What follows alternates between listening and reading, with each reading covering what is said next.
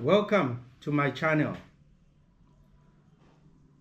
Last time I spoke about communication in marriage and what that entails. Today I want to go a little bit further and speak about factors that shape communication and the barriers to effective communication. I'll start with factors that shape our communication.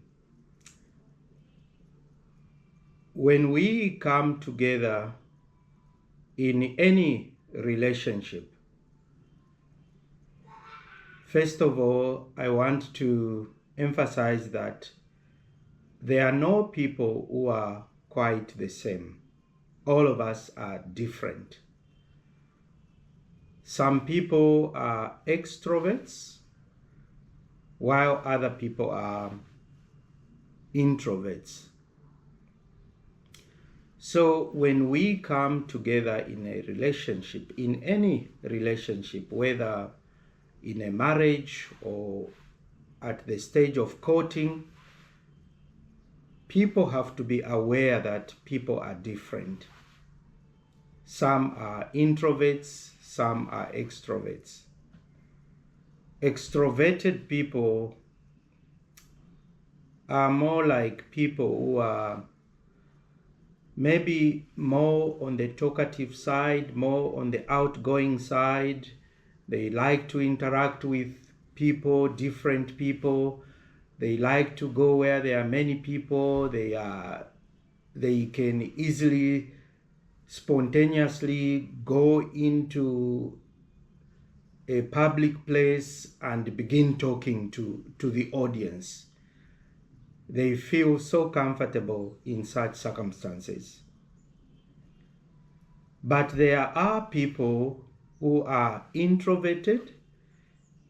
It takes them time to be able to open up. A little bit sometimes on the shy side, not shy in the negative sense, but shy in a positive sense. They like to maybe avoid too many people. They are comfortable in small groups. And maybe they are also not too talkative. They love to digest or sleep over something before they can actually even respond. So it is important to be aware of that kind of people, whether introvert or extroverted. Because if you know that your partner or your spouse doesn't like audiences, doesn't like to be too much out of the house, why are you forcing them? You need to find a middle ground to accept them the way they are. The same other kind of people who are extroverted.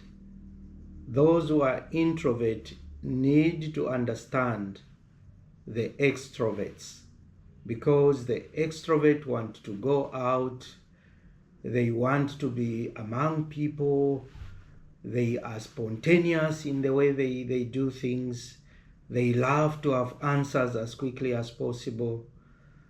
So if we or you are an introvert, you need to accept your partner or your spouse if that is the kind of a person he or she is. Because if you don't know that, you might think that perhaps your spouse doesn't want to follow you, or doesn't want to do the things that you love to do, and that might interrupt your communication, or that might lead to a disruption in your relationship or in your marriage. So we ought to be aware of that, because that personality factor does shape our communication, does shape how we interact with our spouses. So that was the first factor that shapes our communication. So don't just think that a person is not communicating because they don't want to communicate to you.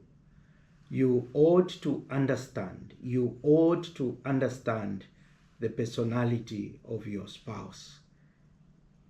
Is he or is she a person that likes to talk too much? Is she or is he a person that likes to give answers quickly? Once we understand those dynamics, then we should be quite comfortable with our spouses or our partners. The other factor that shape our communication is definitely our family background. Usually when people come into a relationship, they are coming from different backgrounds.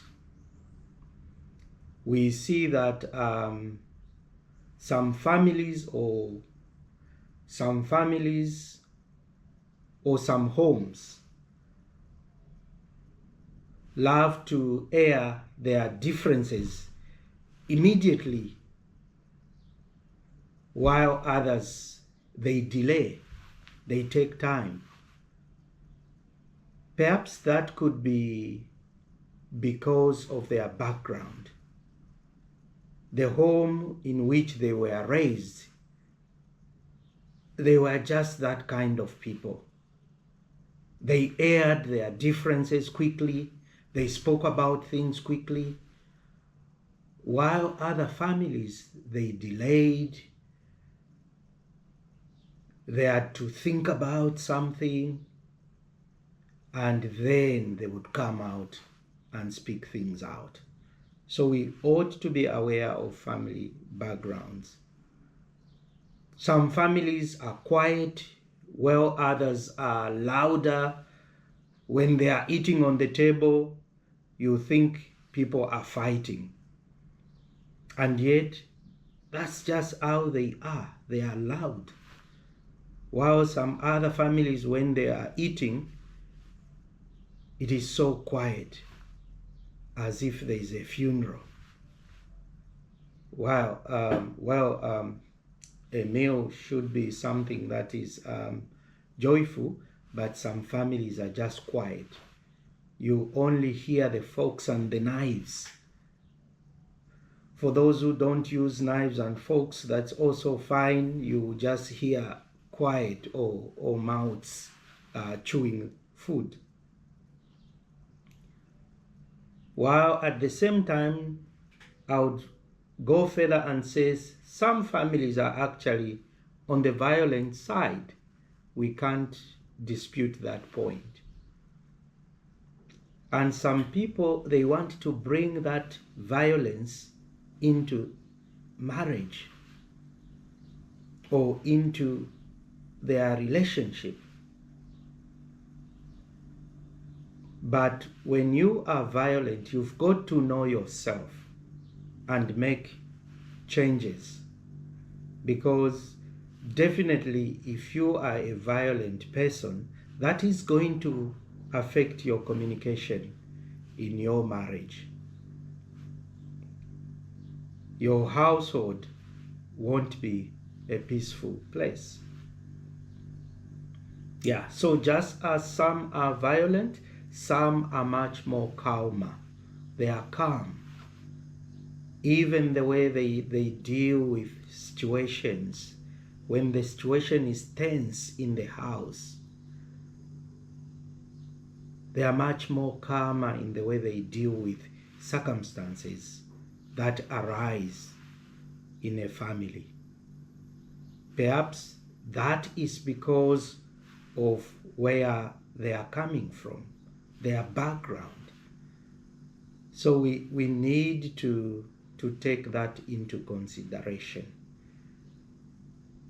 So for you who is on the violent side, perhaps you'd be looking for quick answers, but the other person, she's more calmer or is more calmer in the approach to things. So don't rush them.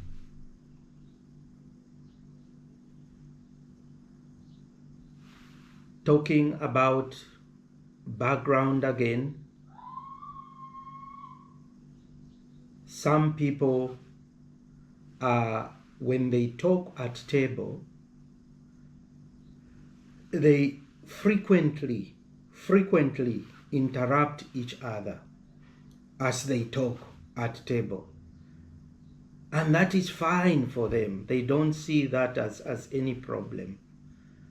But going to some other families, you realize that as they talk, they actually take it in turns as they speak. They don't interrupt each other. So when such people enter into marriage, where they meet someone who is coming from a family that is used to interrupting the other people when they talk, sometimes that can be a problem, and it can be a problem if it's not quickly addressed. So you need to know the background where you are coming from. What sort of background are you coming from? What kind of home are you coming from? How was your house that you lived in when you were young? What were the things that were happening in that house?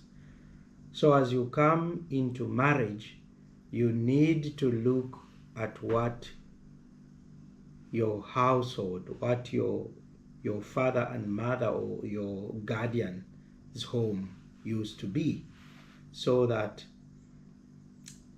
you bring what is good in your marriage and leave out what is not good into from your marriage. So what are the circumstances or factors that shape our communication? Obviously, your job is also something that shapes your communication. Whether you like it or not, if you are working, you are bound to be away from home for quite some time, unless you are working from home. I know that during the COVID times, many people worked from home, and in that case, a couple would be together throughout the day. But from what I hear or what I understand, that even during COVID, when couples were together throughout the day, problems did emerge because people were not used to be 24 hours together. They were used to a system where people woke up, took their breakfast, and off they went to work. So a job definitely can affect your communication. It can shape your communication, because if you leave your house early in the morning, let's say 6:30, and only come in the evening, for some people they are not talking to each other for all these 12 hours or so, and that can be a problem. It can shape the way you communicate. Instead of talking to each other throughout the day, you only talk to each other in the evening. Obviously, maybe the point that we can take here, that whenever you come at home or to your house, definitely try to communicate, try to talk about things that have happened at work while at work, but also for the person who was at home, try to speak about the things that happened while at home, because definitely even the person who remains at home, they too are definitely doing something important. They are working, either cooking, going to the market, looking after the kids, and so forth.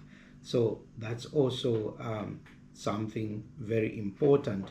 You can talk about things that happened at home while the other person could talk about things that happened while at work.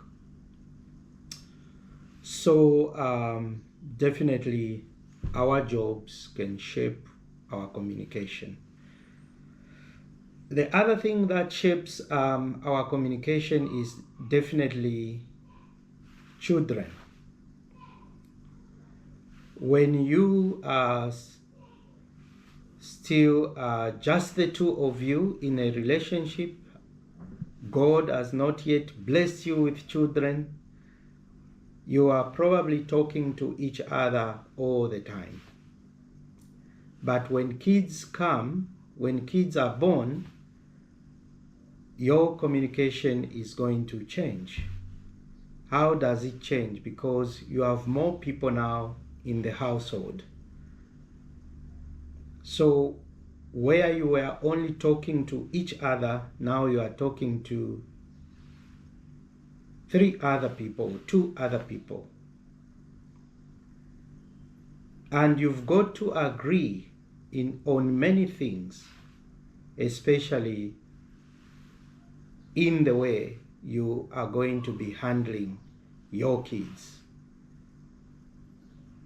Sometimes these kids, they will come interrupt as you are talking to each other.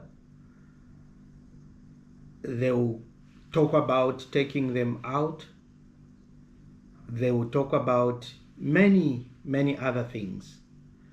So where you were only used perhaps to the 2 of you, now there are many more in the house.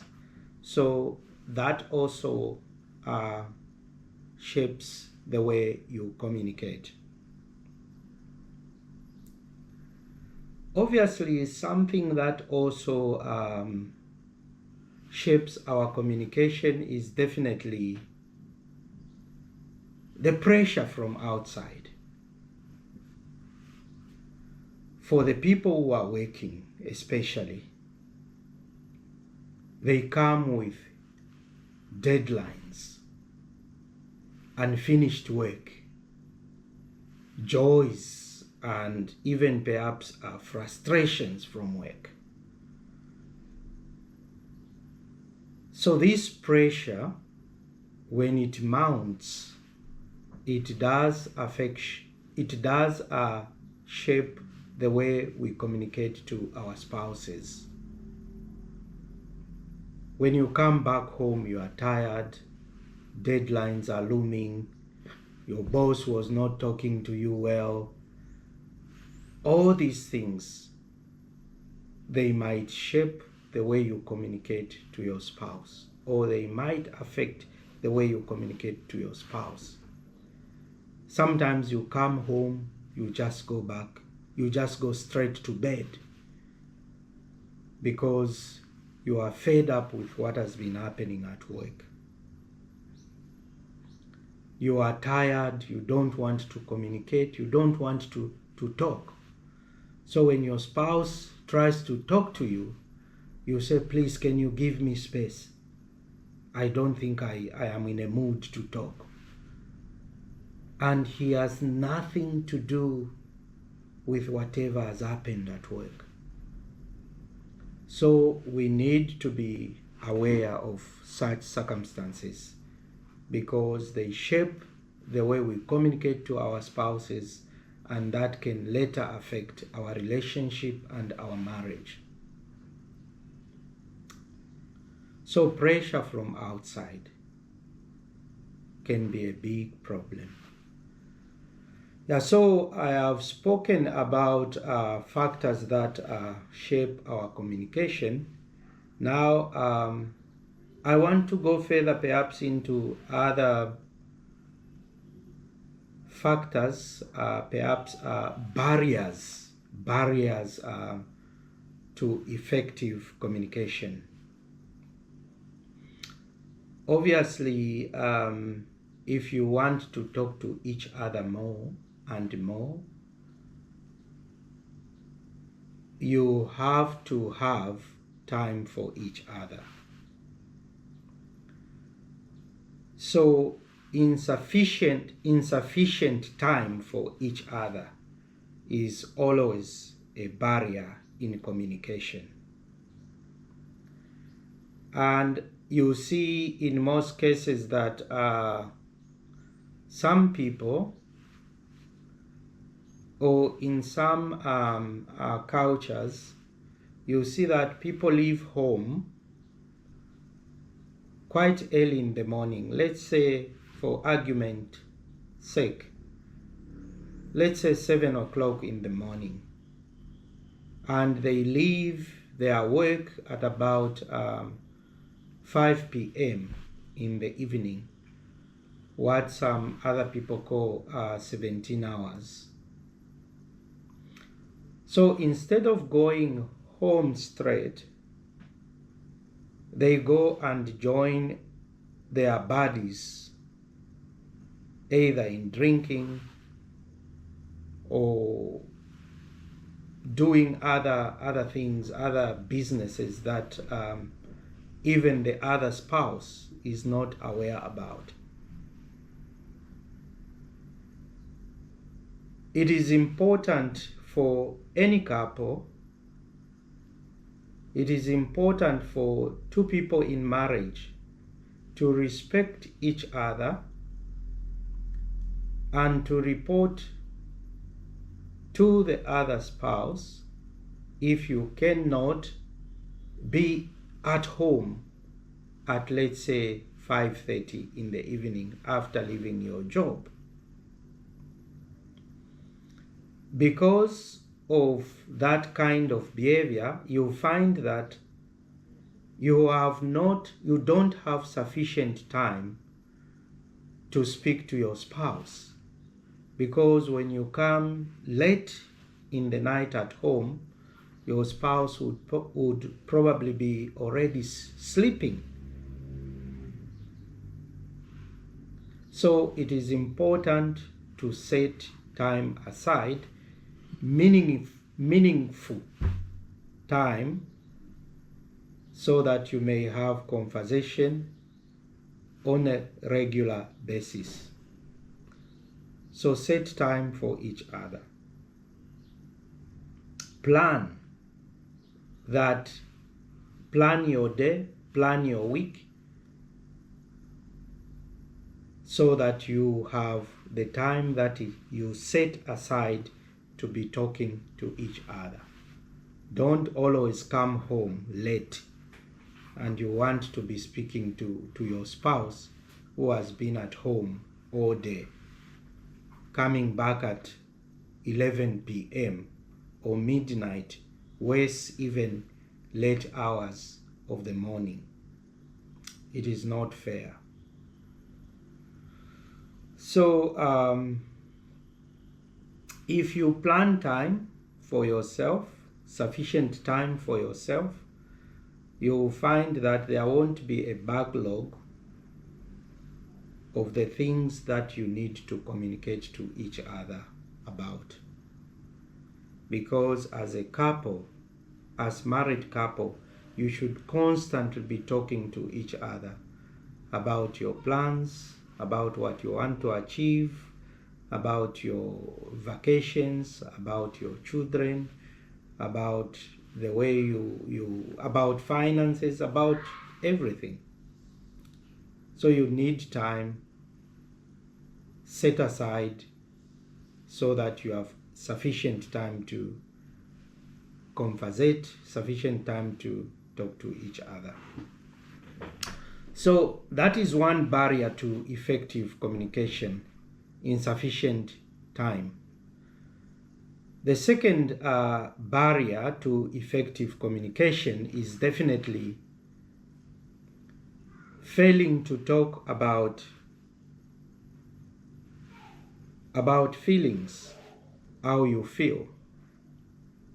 So the danger of communicating only about practical things or superficial things is that you don't go deep enough. You are just talking about general things. The planting of your flowers. Oh, today the sun was late to rise up. What about your feelings? Talk about your feelings. How do you feel? What is hurting you? Talk about that. If you are failing to talk about your feelings in marriage, what is it that your spouse has done or didn't do? You need to talk about all these things. It's important to share the innermost thoughts and feelings. It is essential to do so for your marriage to be strong. Obviously, some people, as I said in the other lesson, find it difficult to speak about their feelings. Maybe because of they feel vulnerable or fear. But there must be, when you are married, there must be trust. Trust that you can share anything to your spouse, that you can disclose your feelings to your spouse without having to be afraid. So speak about your feelings and see how the other spouse can definitely come in. Obviously, the other thing that under feelings is definitely, under speaking about feelings, is definitely listening to each other without judging or criticizing. I think I covered this point as well in the last topic. Obviously, the other barrier to effective communication is definitely holding on to hate or resentment. There are some people, when offended or when they have been angered, it will take very long for them to go over that resentment or to go over that hate. They stay without talking for weeks, sometimes even months, affecting the marriage. It is very important, especially for us Christians, to try and forgive. And the other spouse, if you observe that your spouse is not talking, they are aggrieved for a long time, ask them, listen to them and try to understand what is it that is eating them, so that issues can be resolved. You don't need to be resentful for 2 days, 3 days, 1 week, 1 month, 2 months. You've got to let go. You've got to forgive.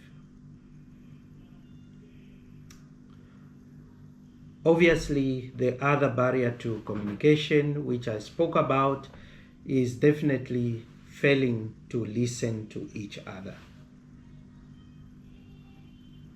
Lack of listening is one of the greatest barriers to effective communication. And I did emphasize this point a lot in my last topic. So if you do not listen to your spouse, your marriage is at great risk. You've got to start listening. Mulife, you've got to start listening, Mulife. So that's where I end my tonight's presentation. I'll see you in my next lesson. Please go and follow my channel. You like it, you share it, and subscribe. Thank you so much for listening, and God bless. May God be with you on that relationship that you are starting. May God be with you if you are married. May God journey with you. Tara.